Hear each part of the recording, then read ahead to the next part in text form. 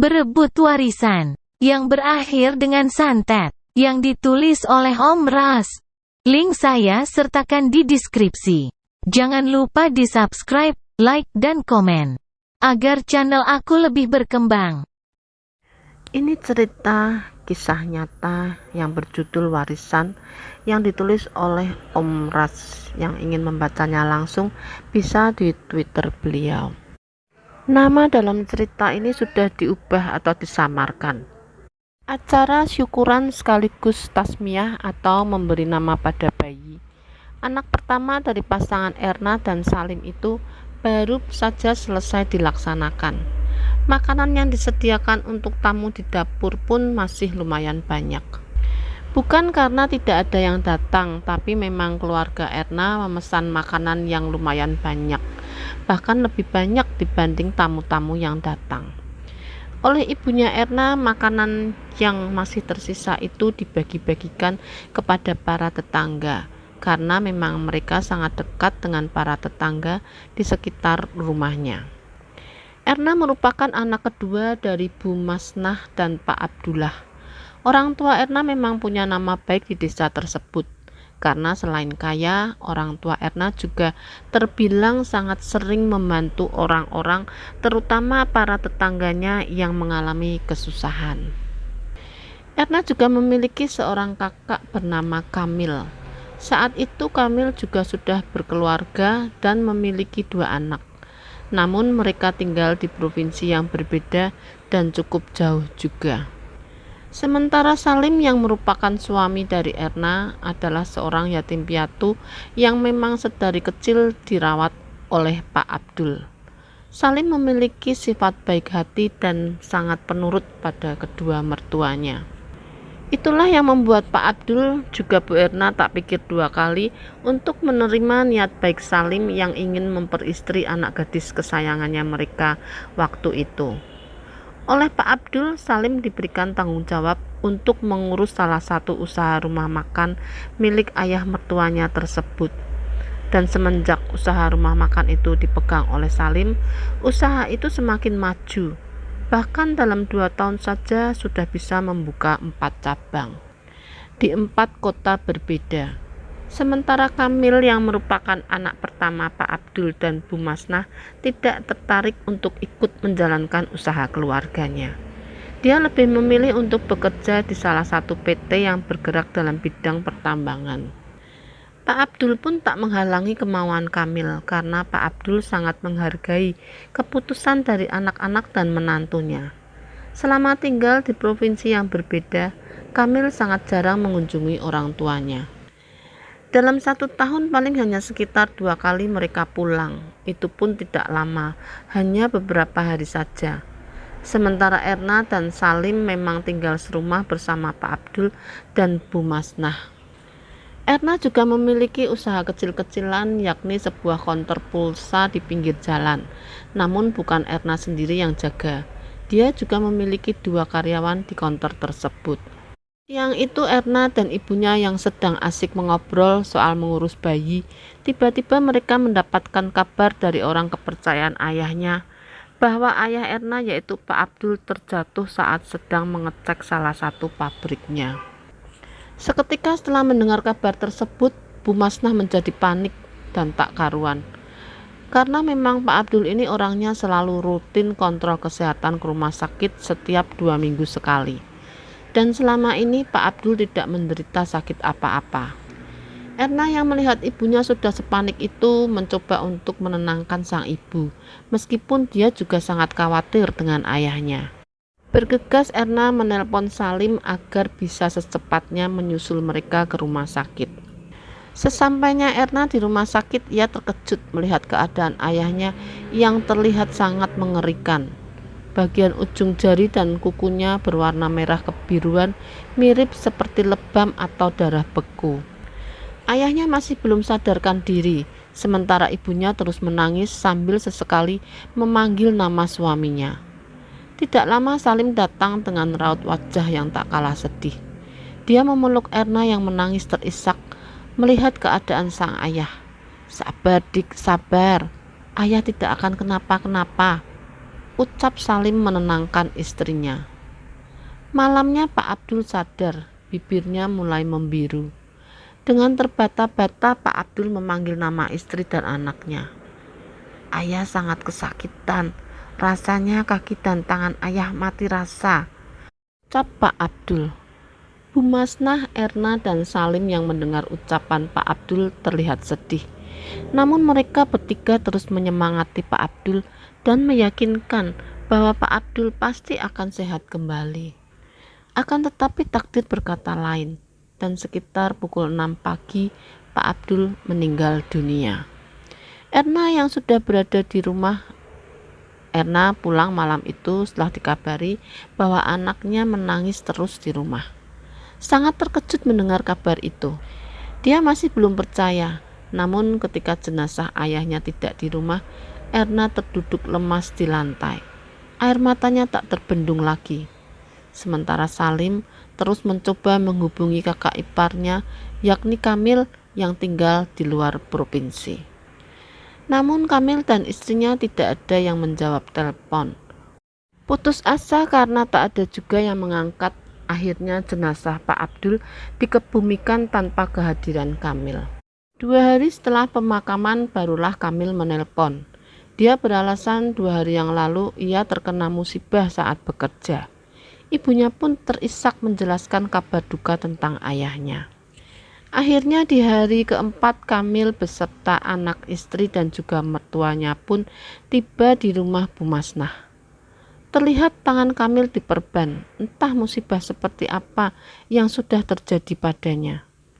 Tangis sedih kembali terdengar di dalam rumah itu. Besan Bu Masnah, yakni mertua dari Kamil, memeluknya untuk menenangkan. Kamil terdunduk, raut wajahnya terlihat begitu sedih. Sakit ayah sangat aneh, Kak, ucap Erna terisak. Aneh bagaimana? Tanya Kamil menghapus air matanya. Ayah tidak ada keluhan sakit, bahkan baru 3 hari setelah cek kesehatan, dan semuanya aman. Ayah sehat, Kak. Tapi anehnya di pabrik ayah malah tiba-tiba terjatuh dan tak sadarkan diri. Ujung jari serta kuku tangan dan kaki membiru. Bahkan bibir ayah pun membiru, Kak, ujar Erna menjelaskan. Tapi aku rasa itu normal, Er. Bisa saja ayah terkena serangan jantung kan? Jawab Kamil. Ayah tidak punya riwayat sakit jantung, Kak. Aku malah berpikir apa jangan-jangan ayah kena santet. Sudahlah Er, jangan memperkeruh suasana duka ini dengan dugaan-dugaan tak masuk akalmu itu, ujar Kamil mengakhiri percakapan mereka saat itu. Setelah ayahnya meninggal, Kamil memutuskan untuk tetap tinggal di rumah orang tuanya. Karena menurut Kamil, keberadaan ia beserta anak istri sedikit banyaknya akan membantu sang ibu melewati masa-masa sulit setelah meninggalnya sang ayah. Benar saja, dengan keberadaan Kamil serta anak istrinya di rumah itu menambah ramai suasana. Perlahan-lahan Bu Masnah mulai kembali ceria lagi. Namun setelah 2 bulan Kamil tinggal di sana, Erna merasa ada yang aneh dari gelagat ibunya. Ibunya jadi lebih penurut dengan ucapan Kamil. Bahkan ibunya juga mengizinkan 2 orang sepupu istrinya Kamil ikut tinggal di rumah besar itu. Padahal selama ini walaupun orang tuanya baik, mereka tetap menjaga privasi isi rumah mereka. Dan tidak sembarang orang yang boleh tinggal di sana. Tak jarang Bu Masnah dan mendiang suaminya lebih memilih untuk membayarkan kontrakan ketimbang membawa orang luar tinggal di rumah mereka. Apalagi orang itu sama sekali tidak mereka kenal. Tapi anehnya sekarang ibunya malah mengizinkan orang itu tinggal di rumahnya dengan alasan biar rumah tidak sepi. Memangnya sesepi apa sih rumah ini menurut ibu? Tanya Erna waktu itu di dapur saat hanya ada dia dan ibunya di sana. Pernah suatu ketika Erna mendapati salah satu sepupu istrinya Kamil tersebut masuk ke dalam kamar pribadi milik Erna dan Salim tanpa permisi.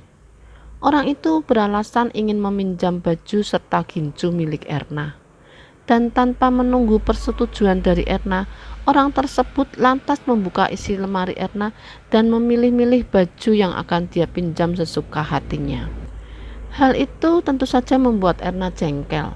Namun dia masih menutupi rasa jengkelnya supaya tidak membuat sakit hati orang tersebut. Erna kemudian melaporkan kejadian itu pada Kamil, kakaknya. Akan tetapi respon dari Kamil sangat membuat Erna kesal. Kamil mengatakan untuk mengalah dan membiarkan saja mereka meminjam milik Erna. Toh mereka hanya meminjam, ucapnya kala itu. Saat Erna mengadu pada ibunya, jawaban sang ibu rupanya sama saja dengan Kamil. Akhirnya setelah dinasihati oleh Salim, Erna mengalah dan lebih memilih mengunci pintu kamarnya saat ia ada di dalam maupun saat ia berada di luar kamarnya. Hingga sampai di suatu hari, Erna tak bisa lagi menahan rasa marah dan kesalnya. Kala dia melihat anak bayinya yang berada di gendongan kakak iparnya itu disuapi roti yang tentu saja sangat tidak dianjurkan untuk diberikan pada bayi. Kalian tahu kan kalau anakku ini masih di bawah 6 bulan. Dan kalian juga tahu kan kalau bayi di bawah 6 bulan tidak boleh diberikan makanan-makanan seperti ini. Bubur halus saja tidak diperbolehkan, apalagi roti kasar seperti ini. Kalian ini bodoh atau memang sengaja ingin membunuh anakku, ha? Selama ini aku sudah menahan diri dan bersabar dengan tingkah kalian di rumah ini. Berbuat sesuka kalian di rumah ini, bahkan dengan lancangnya mengambil barang-barang pribadi milikku. Aku sabar karena menghormati kau sebagai kakak iparku. Tapi ternyata kalian ini tidak tahu diri. Sekarang terserah kau mau tersinggung atau marah. Yang pasti aku ingin kau usir sepupu-sepupumu yang tidak ada sopan santunnya ini dari rumah kami. Setelah berkata seperti itu, Erna langsung masuk kamar dan menangis terisak. Rasa kecewa, marah, menyesal membuat perasaannya kacau. Apalagi malam itu kakaknya menegur keras perbuatan Erna yang dianggap tidak sopan dan tidak menghormati kakak iparnya. Karena perkataan kasarmu itu, kakak iparmu sampai tak mau makan. Dia terus menangis di dalam kamar. Memangnya sefatal itukah yang mereka lakukan? Sampai kau melontarkan ujaran kebencian padanya. Ya, sangat fatal. Mereka memberi makan anakku yang belum cukup umur dengan roti. Kalau sampai anakku kenapa-kenapa, siapa yang mau tanggung jawab? Kakak jangan hanya menyalahkan aku dong, tapi lihat juga kelakuan istrimu itu. Hanya karena istriku memberi makan anakmu roti, kau sampai seperti ini padanya. Apa kabarnya kau dan aku waktu bayi diberi makan sewaktu usia 2 bulan, ha? Apa kita sekarang sudah mati? Atau sakit parah? Dasar lebay. Nafas Erna bergemuruh mendengar perkataan kakaknya itu. Sudah salah malah dibela. Tentang kau dan aku yang diberi makan sejak usia 2 bulan itu adalah kesalahan dan ketidaktahuan orang tua kita. Tapi sekarang zaman sudah berubah. Bukannya lebay, Kak, tapi aku seperti ini karena ingin melindungi anakku. Apa itu salah? Aku tidak mau dengar lagi masalah ini, dan kau harus meminta maaf pada istriku, ujar Kamil. Mata Erna melotot. Dia mendengus kesal mendengar ucapan kakaknya itu. Aku tidak mau minta maaf karena bukan aku yang salah, ucap Erna pada suaminya. Meminta maaf bukan berarti kamu salah, Dik. Lalu aku harus mengalah lagi dan membiarkan mereka melakukan sesukanya pada anakku. Itu baru roti yang mereka suapkan ke anakku. Kalau selalu dibiarkan, bisa saja nanti berbagai macam makanan yang dia beri ke anak kita. Salim terdiam. Erna memang sedikit keras kepala. Tapi mesti begitu, Erna adalah perempuan yang baik. Keras kepalanya keluar hanya jika dia menemukan sesuatu yang salah. Malam itu Erna tak sengaja mendengar percakapan antara Kamil dan ibunya. Dalam percakapan itu Kamil meminta ibunya untuk mengambil lagi usaha rumah makan yang diurus oleh Salim. Aku sudah berhenti bekerja di tambang demi menjaga ibu. Jadi apa salahnya kalau aku meminta sebagian usaha rumah makan itu? Lagi pula Salim tak akan punya waktu mengurus keempat cabang itu, Bu. Sementara aku punya banyak waktu sekarang. Dan lagi ada istriku dan sepupunya yang akan membantuku, bujuk Kamil. Tidak bisa begitu dong kak, toh ada beberapa pabrik dan usaha lain yang bisa kakak urus. Jadi kenapa mau mengambil alih yang sudah diurus Salim? Ujar Erna seraya mendekat ke arah ibu dan kakaknya itu. Bukan begitu, maksudku aku hanya ingin membantu Salim dalam mengurus keempat cabang rumah makan itu. Lagi pula Salim selalu di sini kan, dia jarang mengecek keempat cabang rumah makan itu. Aku tetap tidak setuju, karena rumah makan itu sukses di tangan Salim. Kau selama ini kemana saja? Kau ditambang kan? Tapi setelah ayah meninggal, kau malah sok berkuasa di sini. Kamil berdiri, dia menatap Erna dengan kesal. Tapi Erna justru tersenyum sinis. Keesokan harinya mereka semua dikumpulkan di ruang keluarga oleh sang ibu. Bu Masnah mengatakan bahwa sekarang yang akan mengurus keempat cabang rumah makan yang sudah didirikan oleh Salim itu adalah Kamil. Tentu saja hal itu membuat Erna kecewa dan sakit hati. Tapi Salim sama sekali tak berkecil hati karena dia sadar bahwa ia hanyalah menantu di keluarga itu. Dan wajar saja jika usaha mertuanya tersebut diambil alih oleh ahli warisnya yaitu Kamil. Tak perlu kesal begitu. Toh akunya tidak apa-apa. Merasa tidak sih kalau kakakku itu gelagatnya aneh sekali. Ibuku juga jadi lebih penurut dengan apapun yang dikatakan kakak. Entahlah Dik. Meninggalnya Abah juga aneh sekali kan. Apa jangan-jangan kakak iparku yang melakukan itu? Melakukan apa? Menyantet ayah dan menundukkan ibu supaya mereka bisa menguasai warisan. Kalau memang seperti itu, aku tidak akan membiarkan mereka. Sudahlah, itu hanya dugaanmu saja, belum tentu benar. Tapi kalau dipikir-pikir, memang akhir-akhir ini banyak kejadian tak masuk akal. Salim mengangguk membenarkan perkataan istrinya. Malam itu saat Erna baru saja selesai mandi, dia mendengar ada suara gemuruh angin di salah satu kupingnya. Erna sampai menekan kupingnya agar suara angin itu hilang. Namun bersamaan dengan hilangnya suara angin tersebut, tiba-tiba ada seekor kalajengking yang entah dari mana datangnya merayap tepat di atas bahunya. Erna yang sebelumnya tidak mengetahui sesuatu apa yang berada di bahunya itu lantas langsung meraih makhluk itu dan melemparkannya ke dinding. Saat ia melihat kalajengking tersebut, Erna langsung berteriak ketakutan. Salim yang sedang menggendong anaknya di depan televisi seketika berlari menghampiri Erna. Ada apa, Dik? Ada kala berjalan di bahuku. Mana? Tidak ada, Dik. Ada, tadi ku lempar ke dinding. Entah kemana dia sekarang. Aku takut sekali. Apa jangan-jangan aku kena gigit? Mustahil, kalau terkena sengatannya kamu tidak merasa sakit, Dik. Sengatan kala itu sakit, malah lebih sakit dari gigitan lipan. Iya ya, syukurlah berarti aku tidak terkena sengatan kala itu, ucap Erna. Ribuan kalajengking memenuhi kamar. Beberapa mulai berjalan mendekat ke arah selimut di mana Erna tengah meringkuk ketakutan. Suara napasnya bergemuruh, tapi meski begitu, dia seperti tak bisa mengeluarkan teriakan. Tubuhnya juga terasa berat saat digerakkan.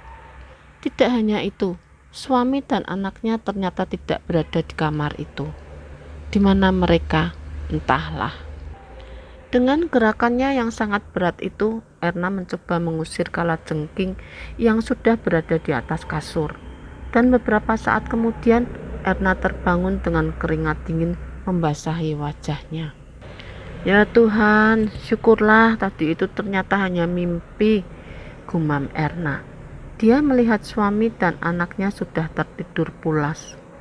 Kejadian-kejadian aneh mulai Erna alami tepatnya setelah dia mengusir dua sepupu iparnya tersebut.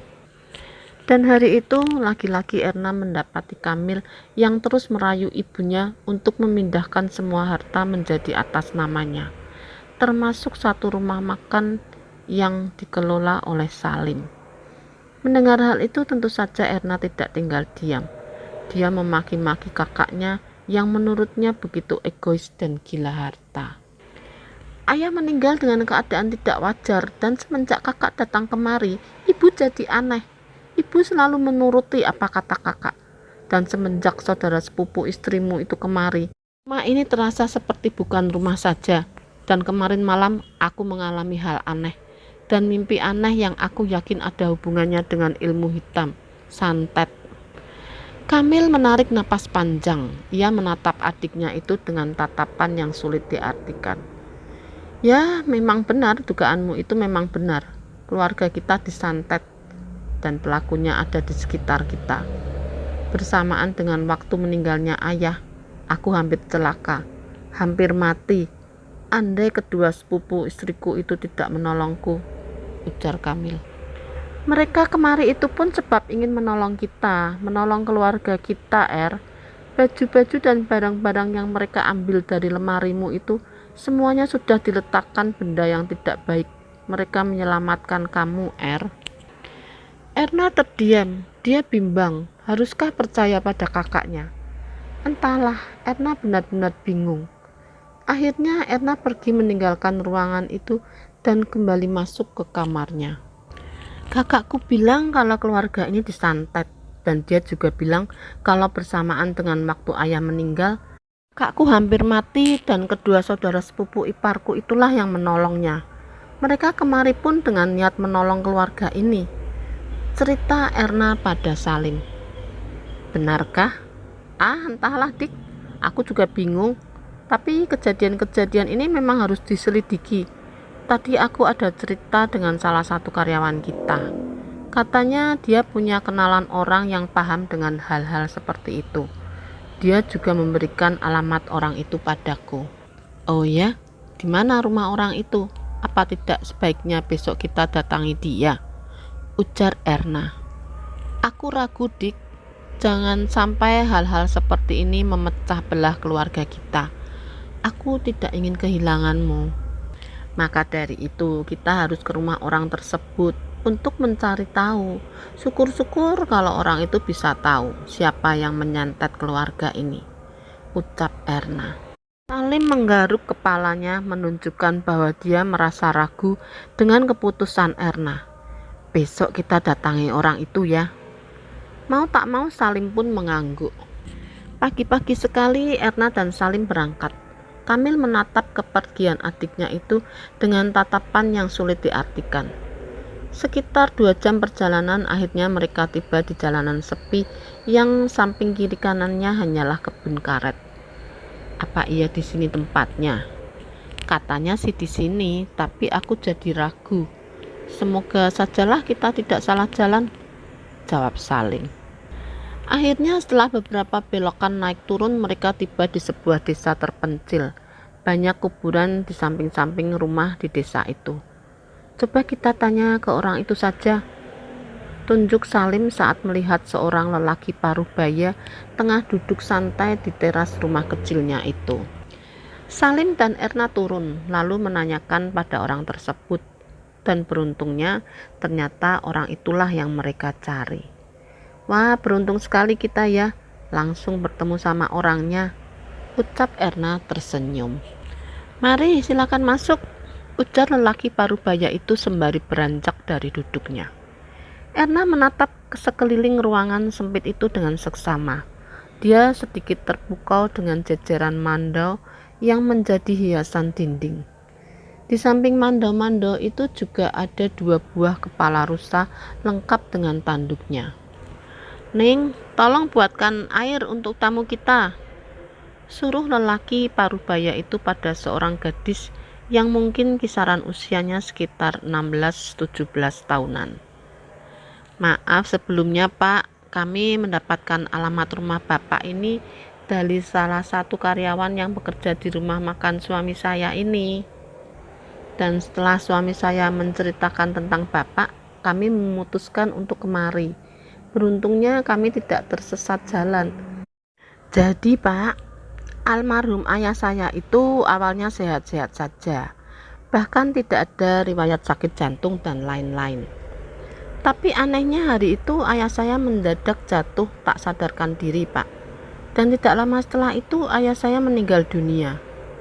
Oh iya, Sebelum meninggal itu ujung-ujung jari tangan dan kakinya membiru. Ayah saya meninggal seperti tidak wajar, Pak. Belum lagi setelah kakak saya datang, ibu kami menjadi aneh, seperti lebih pendiam dan penurut dengan semua yang kakak saya katakan atau suruh. Saya juga sering mengalami hal-hal yang tidak masuk akal dan mimpi-mimpi aneh, cerita Erna. Nah, terakhir kakak saya itu mengatakan kalau ada yang menyantet keluarga kami. Tapi entah kenapa hati saya berat mengatakan kalau kakak ipar saya itulah yang melakukan santet ini, lanjut Erna. Lelaki parubaya itu terdiam. Dia menatap Erna dengan tajam. Keluargamu memang disantet, dan pelakunya masih dalam keluargamu sendiri. Mata Erna seketika melotot mendengar ucapan orang itu. Siapa, Pak? Siapa orang yang tega itu? Dan apa niatnya sampai menyantet keluarga kami? Motifnya ini tentang harta, lebih tepatnya harta warisan. Berarti dugaan saya benar kan, Pak, kalau pelakunya adalah kakak ipar saya? Kakakmu juga terlibat dalam hal ini. Untuk kesekian kalinya mata Erna melotot. Dia kaget sekaligus tak percaya kalau kakak kandungnya lah yang selama ini menyantet keluarganya sendiri. Namun kejadian-kejadian aneh di rumah dan tingkah aneh ibunya sudah lebih dari cukup untuk meyakinkan itu semua. Ditambah lagi kakaknya membujuk ibu mereka untuk mengambil alih semua usaha rumah makan yang dikelola oleh Salim. Aku tidak menyangka kakakku tega menyantet ayah kandungnya sendiri, menyantet keluarga kita, gumam Erna dengan nada hampir tak terdengar. Jadi bagaimana, Pak? Apa yang harus kami lakukan untuk melawan santet itu? Ujar Salim bertanya. Lelaki itu terdiam sejenak, lalu menatap Erna dan Salim bergantian. Ada satu cara, tapi jika dilakukan cara ini akan mengancam nyawa kakakmu. Erna terdiam sesaat, lalu kemudian dia mengangguk. Tidak apa, Pak, toh dia juga yang memulai. Jangan kita mengalah saja. Biarlah mereka mengambil semuanya. Kita hanya perlu sembuhkan ibu dari pengaruh kakakmu, itu saja. Ucap Salim sembari memegang tangan Erna. Kamu tidak tahu kan rasanya berada di posisiku? Aku pun tidak ingin menyakiti keluargaku sendiri. Terlebih dia adalah kakak kandungku. Tapi perbuatannya terhadap ayah dan ibu itu sudah tidak bisa kumaafkan. Biarlah dia merasakan akibatnya, ujar Erna. Salim terdiam. Jika istrinya sudah berkeras seperti itu, Salim hanya bisa menurut tanpa berani membantah. Akhirnya atas persetujuan Erna, dukun itu pun lantas mengembalikan kiriman santet tersebut kepada Kamil. Saat tiba di depan rumah, dengan wajah merengut Erna masuk ke dalam, melewati kakaknya yang sedang duduk-duduk di teras rumah. Dari mana saja kau, Er? Anakmu menangis terus, ujar kakaknya, namun Erna tak menyahut. Malam itu angin bertiup kencang diiringi suara guntur dan petir yang saling bergantian. Erna menarik selimutnya hingga sebatas leher. Saat dia akan memejamkan mata, tiba-tiba terdengar suara dentuman keras di dekat jendela kamarnya. Belum hilang rasa penasarannya terhadap suara itu, dia mendengar suara tangisan anaknya dari tempat tidur bayi. Bergegas Erna beranjak dari kasur dan mengangkat bayinya. Meski sudah disusui, tapi bayi itu tetap menangis dengan sangat keras, bahkan tubuhnya sampai mengejang. Erna yang panik itu pun lantas membangunkan suaminya. Salim bergantian menggendong si bayi. Namun tak ada perubahan, bayi itu tetap saja menangis. Ya Tuhan, ada apa lagi ini? Ucap Erna terisak. Ada apa, Erna? Tanya ibunya dari balik pintu. Entahlah, dia terus menangis. Setelah sebelumnya terdengar suara dentuman di jendelaku, jawab Erna panik. Kamil! Teriak ibunya memanggil. Erna melotot. Dia tak terima jika ibunya sampai memanggil Kamil untuk ikut menenangkan anaknya. Sebab Erna yakin kalau jin santet dari Kamil itulah yang telah mengganggu anaknya hingga membuatnya menangis tanpa henti seperti itu. Kamil datang dengan tergopoh-gopoh, wajahnya pucat seakan baru saja melihat sesuatu yang mengerikan.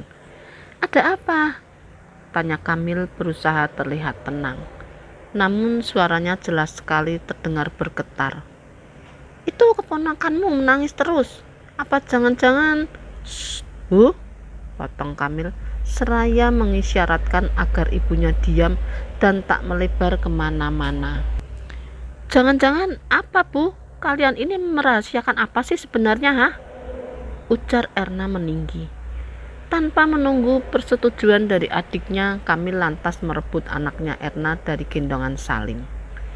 Ia seperti membacakan sesuatu di telinga bayi itu, lalu mengusapkan tangannya pada wajah hingga ke ubun-ubun keponakannya tersebut. Ajaibnya bayi itu seketika berhenti menangis. "Sementara mereka datang, anakmu bisa tidur di kamar ibu dulu," ujar Kamil. "Hah? Mereka siapa maksudmu? Kau jangan coba-coba mengirimkan santet lagi padaku ataupun pada keluarga ini. Aku sudah tahu siapa kamu. Tapi tenang saja, kau tidak akan bisa lagi mengirimkan hal-hal buruk pada kami. Orangku akan mengembalikan semua santet yang telah kau kirim padamu. Kau tunggu saja," ujar Erna penuh dengan emosi. Kamil melotot mendengar ucapan adiknya. Dia menunjuk ke arah wajah Erna dengan tatapan marah. "Kau pikir aku ini orang seperti apa yang dengan tega menyantet keluarga sendiri, ha? Apa kau sudah tidak kenal dengan kakakmu ini?" "Ya, aku sudah tidak kenal denganmu. Orang yang tega menyantet keluarga sendiri hanya karena warisan." Adu mulut antara kakak beradik itu tak bisa dielakkan lagi. Keduanya sama-sama tak mau disalahkan dan sama-sama merasa paling benar. "Cukup, hentikan kalian berdua. Jangan sampai tali persaudaraan kalian itu hancur karena ulah orang luar," teriak ibunya sambil menangis. Erna dan Kamil pun yang sudah terbakar emosi itu lantas terdiam. Atas semua yang telah terjadi pada keluarga kita ini, seharusnya membuat kita semakin erat dan saling rangkul. Dengan bersama-sama, kita pasti bisa lepas dari teror ini. Tapi kenapa dengan kalian berdua? Kenapa malah saling tuduh dan menyalahkan? Dengan kelakuan kalian yang seperti ini, keluarga kita justru akan semakin mudah dihancurkan. Dan kamu Erna, kenapa kamu malah menuduh kakakmu? Siapa yang menghasutmu, ha? Ucap ibunya terisak. "Aku tidak menuduh, Bu, tapi memang itulah kenyataannya. Aku tahu semua itu pun dari orang yang kamu temui kemarin," jawab Erna. "Orang itu siapa, Er? Kamu tahu siapa orang tersebut? Dan bagaimana kamu bisa seyakin itu sampai menuduhku? Jangan pura-pura polos. Kau seperti ini karena ingin mendapatkan semua warisan, kan?" "Warisan? Baiklah, terserah kau saja. Sekarang menjelaskan padamu pun rasanya mustahil. Kau tidak akan percaya," ujar Kamil. Cukup lama mereka duduk di ruang tamu, menunggu seseorang yang Erna pun tidak tahu siapa. Terlihat Salim duduk dengan gelisah. Sesekali dia menggoyang-goyangkan kakinya dan menggosok-gosok kedua telapak tangannya yang terus berkeringat. "Kau kenapa?" tanya Erna berbisik. "Entahlah, Dik, aku merasa tak enak. Aku takut kedatangan orang itu justru akan semakin membuat runyam masalah ini," balas Salim. Erna mengangguk. Belum sempat dia mengatakan sesuatu pada Salim, tiba-tiba terdengar ketukan di pintu rumah. Kamil yang sedari tadi juga menunggu lantas beranjak dan bergegas membukakan pintu. Salim memegang tangan Erna dengan sangat erat. Seorang lelaki kisaran usia 50 tahunan berpeci putih dan memakai celana kulot dari kain sarung tampak berdiri sambil tersenyum. Di sampingnya ada dua orang pemuda berusia 20 tahunan. "Silakan masuk, Bah," ucap Kamil dengan sopan mempersilahkan ketiga orang itu masuk. Berbeda dengan Erna yang menatap orang-orang itu tanpa senyuman. Bahkan sepertinya Erna sangat ingin mengusir orang-orang tersebut. "Tolong ambilkan aku air putih, Nak," pinta si tamu pada Kamil. Kamil pun bergegas ke dapur dan membawakan 3 gelas air putih. sebab dia mengira bahwa ketiga tamunya kehausan. Tapi rupanya air putih itu didoakan dan orang itu menyuruh Erna untuk meminum airnya. Saya tidak mau, suruh dia saja yang minum. Toh dia yang mengundang kalian kemari. Ujar Erna terdengar ketus membuat Kamil geram. Kakakmu juga minum dan sekarang kamu juga minum ya. Air ini tidak ada apa-apanya. Air ini hanya air doa biasa sebelum kita mulai membersihkan rumah. Untuk jaga-jaga lebih baik kalian minum air doa ini supaya proses membersihkan rumah ini juga lancar. Bujuk orang itu. Kita sebut saja beliau Haji Naim.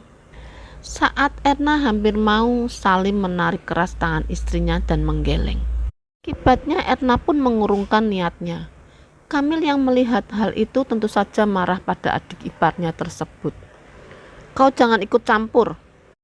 Erna ini istriku dan sebagai istri sudah kewajibannya mematuhi perkataanku, balas Salim. Kau? Sudah, kalau tidak mau tidak apa-apa.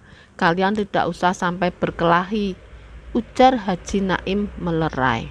Setelah berkata seperti itu, Haji Naim meminta izin untuk masuk ke setiap kamar di rumah itu dengan ditemani oleh Kamil.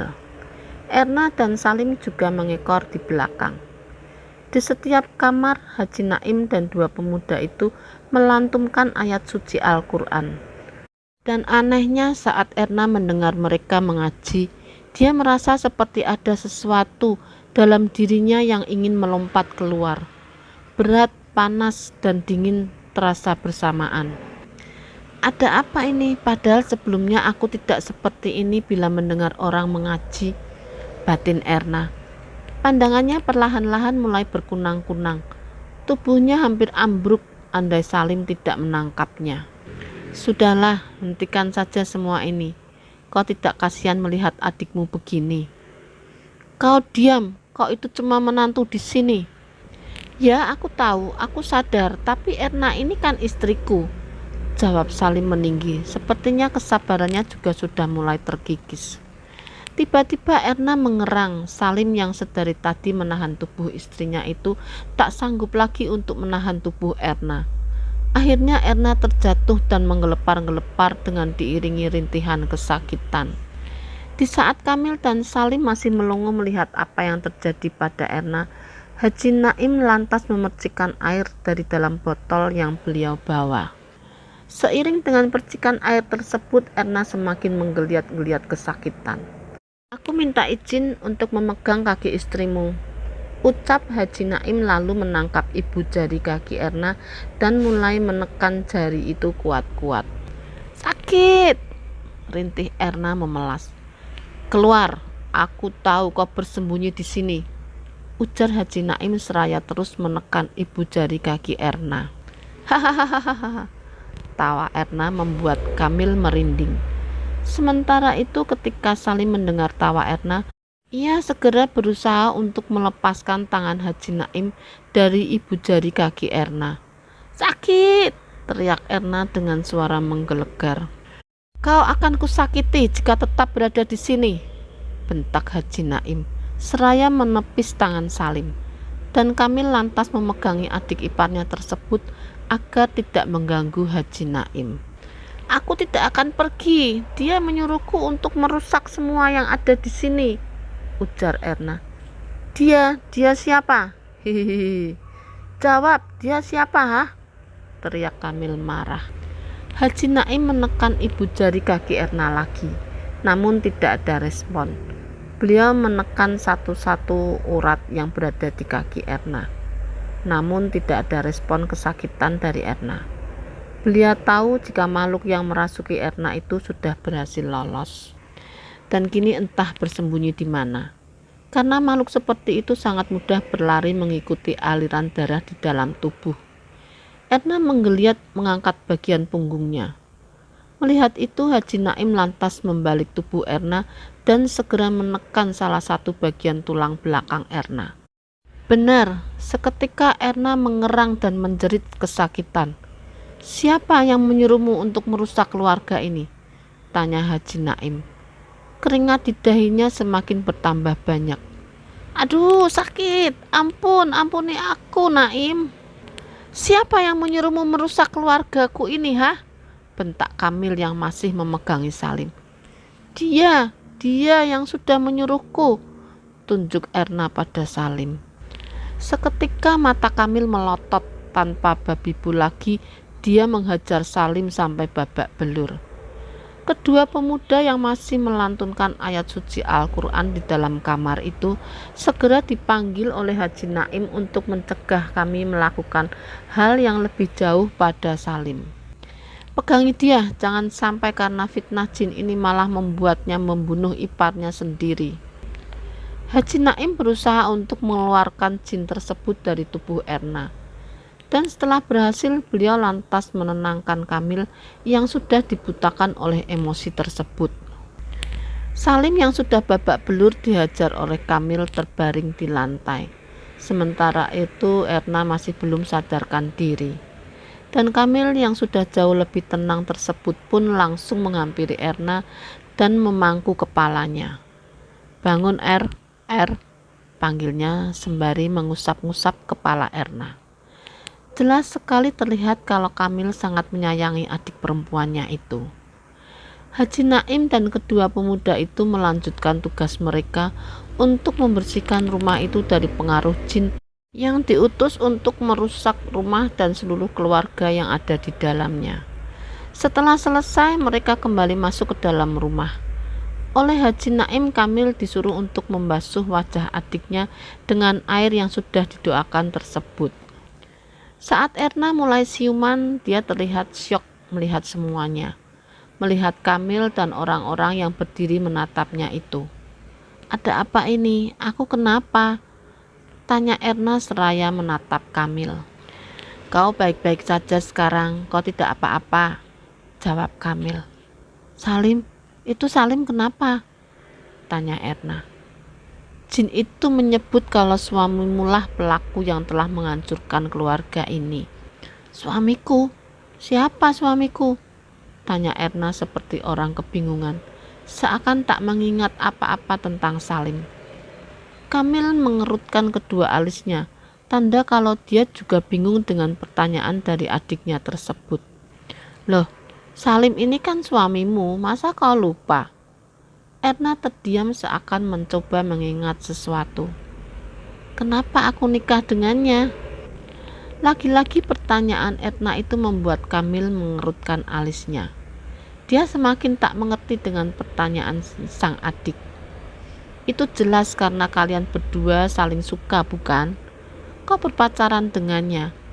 Tidak, kau ini sebenarnya kenapa sih, Er?" Haji Naim yang memang sejak awal telah melihat keanehan pada diri Erna itu pun lantas mendoakan air di dalam gelas yang diambilkan oleh salah satu pemuda. Beliau mendoakan air tersebut lalu menyuruh Erna untuk meminumnya. Tidak seperti di awal, kini Erna sama sekali tidak menolak. Dia meminum air yang diberikan oleh Haji Naim sampai habis. Tidak berapa lama setelah meminum air itu, Erna muntah-muntah. Kamil langsung menepuk-nepuk punggung Erna agar Erna merasa lebih baik. "Bagaimana? Kau merasa lebih baik?" tanya Haji Naim padanya. "Perut saya mual sekali," jawab Erna. "Adik saya kenapa, Bah? Kenapa setelah kerasukan tadi malah jadi aneh?" tanya Kamil khawatir. "Tepatnya setelah air yang kuberikan tadi kau usapkan sampai mengenai matanya." "Maksudnya, Bah? Adikmu terkena pengaruh sihir jahat. Sulit aku menjelaskannya karena ini akan membuat kalian marah. Terutama kau pasti akan mengamuk." "Jelaskan saja, Bah, saya mohon." "Jin tadi tidak berbohong. Iparmu memang terkena pengaruh istrinya untuk menghancurkan keluarga kalian." "Istrinya?" tanya Kamil gusar. "Hahaha." Suara tawa Salim membuat Kamil bertambah gusar. Andai di situ tak ada Haji Naim, mungkin Salim sudah habis dia hajar. "Sebelum memperistri adikmu, dia sudah mempunyai istri. Istrinya itu jauh lebih muda dibanding adikmu. Sulit aku menjelaskannya, Kamil. Lebih baik kau tanyakan sendiri padanya, ujar Haji Naim. Kamil berbalik dan menatap Salim. Tatapan matanya tak bisa berbohong. Kamil benar-benar sangat marah pada laki-laki itu. Kutanya padamu, apa benar yang dikatakan Abah itu, ha? Bentaknya. Kau ingat saat kau mengobrol bersama ayahmu waktu itu?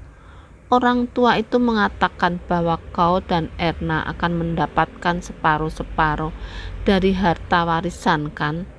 Dan kalian sama sekali tak ada niatan untuk memberikan aku sebagian kecilnya. Padahal aku ini juga anak di dalam keluarga ini. Walaupun aku hanya anak angkat, kalian sama sekali tidak memikirkan perasaanku yang mendengar percakapan kalian waktu itu. Hatiku sakit. Dan sejak saat itu, aku memutuskan untuk mendekati Erna. Beruntungnya saat itu aku belum mengabari orang tuamu tentang pernikahanku. Sehingga rencanaku mendekati Erna berjalan mulus. Dan berkat bantuan mertuaku, akhirnya aku berhasil menikahi Erna. Gila! Hahaha. Karena sudah ketahuan, biarkan aku memberitahukan semuanya. Kau tahu siapa yang kami datangi sebelumnya? Itu adalah mertuaku. Dia jugalah yang telah mengirimkan santet pada ayahmu, supaya ayahmu mati dan harta warisan milik Erna akan menjadi milikku. Tapi kau malah datang membawa orang-orang itu dan juga menghasut ibu untuk mengambil semua cabang usaha rumah makan yang telah kukelola.